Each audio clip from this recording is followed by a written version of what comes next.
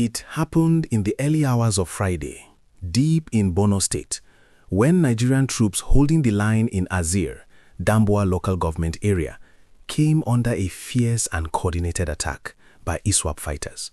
This was not a routine encounter. This was a moment that could have gone either way. And before we go any further, please like this video and subscribe, because stories like this deserve calm, detailed, and balanced attention. Now, let us look at this clearly.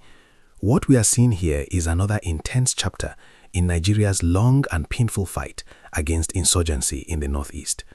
According to reports from the battlefield, troops under Operation HADIN KAI were targeted by ISWAP terrorists who attempted to breach part of the defensive perimeter of the forward operating base in Azir. The attackers came prepared, they came with firepower, and they came with intent. But what followed next is what changed the entire direction of the story. As the terrorists pushed forward, Nigerian troops responded with sustained and overwhelming firepower.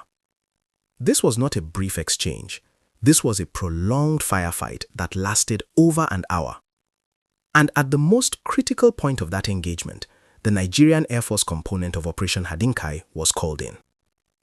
If you are watching at this point, please like this video and subscribe. The air support came swiftly. At about 1:40 a.m., NAF assets were scrambled to provide close air support to the troops on the ground. When the aircrew arrived over Azir, they observed friendly forces actively engaging terrorists who were already beginning to retreat along known withdrawal routes. From this point, we need to understand how decisive this moment was. Rather than disengaging and allowing the terrorists to melt back into the terrain, persistent intelligence, surveillance, and reconnaissance platforms immediately tracked the fleeing fighters. The aircrew conducted a wide area scan and discovered terrorist elements regrouping under trees, attempting to reorganize, hide, and possibly plan another move. That regrouping never happened. The aircrew swiftly acquired the targets and carried out successive, precise strikes. These were not random bombings. These were coordinated engagements aimed at neutralizing threats and preventing further attacks in the area. According to military sources, many terrorists were neutralized, and their ability to reorganize or launch another assault was significantly degraded. My viewers, if you are following this breakdown, please like the video and subscribe. Now, let us slow this down and break it apart. During the initial engagement, terrorists fired rocket-propelled grenades that hit troop-carrying vehicles. Some of those vehicles were partially gutted by fire.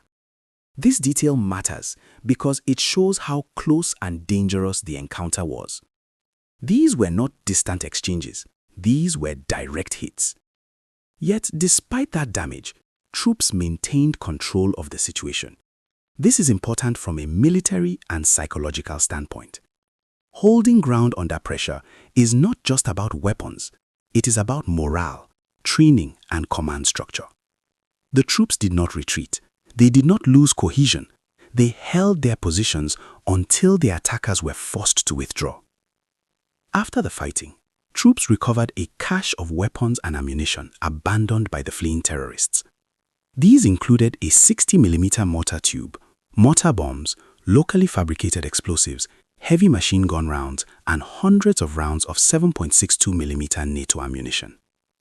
This recovery gives us insight into the scale of the planned attack and how devastating it could have been if it had succeeded. Please like this video and subscribe if you value balanced analysis. Now, let us look at the legal, security, and procedural angles. From a legal and constitutional perspective, the Nigerian military is operating under a mandate to protect territorial integrity and civilian lives. Operations like HADIN KAI and HADIN KAI are framed within national security imperatives. The use of air power in this context follows established rules of engagement, especially when ground troops are under direct threat. However, these operations also raise broader questions that Nigerians continue to ask. Why, after so many years, do groups like ISWAP still have the capacity to launch coordinated attacks? How do they continue to access weapons and ammunition? And what does this say about border control, intelligence sharing, and regional cooperation? Another angle to this issue is the balance between military success and long-term stability. Tactical victories are crucial. Neutralizing fighters and degrading their capacity saves lives in the short term. But the insurgency itself is rooted in deeper social, economic, and ideological factors that cannot be bombed away. If you are watching and reflecting on this, please like this video and subscribe. Now, let us place this incident within the wider national context. Nigeria is currently facing multiple layers of insecurity. From banditry in the northwest to separatist tensions in the southeast, from communal clashes in the Middle Belt to economic hardship nationwide, the average Nigerian is living under constant pressure. For people in Borno State, this pressure is even more intense. Communities around Damboa have lived with fear for over a decade. Farmers worry about accessing their fields. Parents worry about sending children to school. Traders worry about moving goods along unsafe roads. Each military engagement is not just a headline. It is a matter of survival for ordinary people. At the same time, the country is grappling with economic hardship. Inflation, unemployment, and rising living costs have deepened youth frustration. In regions affected by insurgency, these frustrations can become recruitment tools for extremist groups. Ethnic and regional sentiments also play a role. When insecurity persists in one part of the country, feelings of neglect and marginalization can grow. This is why military success must be accompanied by visible governance, development, and reconciliation efforts. Now, let us talk about the emotional and human angle. For soldiers on the ground, this was a night of extreme danger. Families of those soldiers would later hear reports of RPGs hitting vehicles and firefights lasting over an hour. That fear is real. Behind every uniform is a family waiting for a phone call. For communities near Azir, the sound of gunfire and airstrikes is terrifying, even when it means protection. Civilians often live in between fear of terrorists and fear of becoming collateral damage. Relief comes when they hear that attackers were repelled, but anxiety remains about what tomorrow might bring. Supporters of the military see this as evidence of improved coordination and effectiveness. They point to the rapid air support, the intelligence-led follow-up strikes, and the recovery of weapons as signs of progress. Now, let us talk about the emotional and human angle. For soldiers on the ground, this was a night of extreme danger. Families of those soldiers would later hear reports of RPGs hitting vehicles and firefights lasting over an hour. That fear is real. Behind every uniform is a family waiting for a phone call. For communities near Azir, the sound of gunfire and airstrikes is terrifying, even when it means protection. Civilians often live in between fear of terrorists and fear of becoming collateral damage.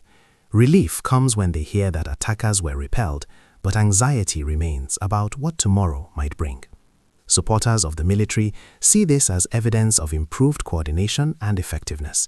They point to the rapid air support, the intelligence-led follow-up strikes, and the recovery of weapons as signs of progress. Critics, however, argue that success should be measured not only by enemy casualties, but by reduced frequency of attacks over time. They ask whether such engagements are becoming too common and whether enough is being done to address the root causes of insurgency. Both perspectives exist, and both deserve to be heard. If you value calm and fair discussion, kindly subscribe. Now, let us consider the government's possible perspective. From the government standpoint, this operation demonstrates commitment to protecting military assets and surrounding communities. The swift deployment of air power suggests improved readiness and inter-service coordination. Officials are likely to frame this as a successful defense and a warning to insurgents that attacks will be met with decisive force. National security concerns also shape how much information is released. Details are often limited to avoid compromising tactics or intelligence sources. Politically, the government needs to reassure citizens while avoiding panic. There is also an international dimension. Nigeria's fight against ISWAP is part of a broader regional struggle involving the Lake Chad Basin. Demonstrating capability and resolve matters not just domestically, but also to regional partners and allies. Now, looking ahead, what are the future implications? In the immediate term, there may be follow-up clearance operations along the identified withdrawal routes. Intelligence gathered from recovered weapons and observed movements could lead to further strikes or arrests. There may also be renewed calls for increased support to troops, both in terms of equipment and welfare. Public discussions may intensify around military funding, strategy, and accountability. Politically, incidents like this can influence public perception of security leadership. Successes are highlighted, failures are scrutinized, and pressure remains constant. Internationally, partners watching Nigeria's counter-terrorism efforts will assess both military effectiveness and humanitarian impact. Continued engagement may depend on how well Nigeria balances force with protection of civilians. For the people of Borno State, the hope is simple but profound: fewer gunshots, safer roads, and a chance to rebuild normal life. As we reflect on this incident, one thing is clear. This was a critical moment that tested preparedness, coordination, and resolve. The attack was foiled. Terrorists were neutralized, but the larger battle for peace and stability continues. My viewers, if you have followed this analysis to this point, please like the video and subscribe.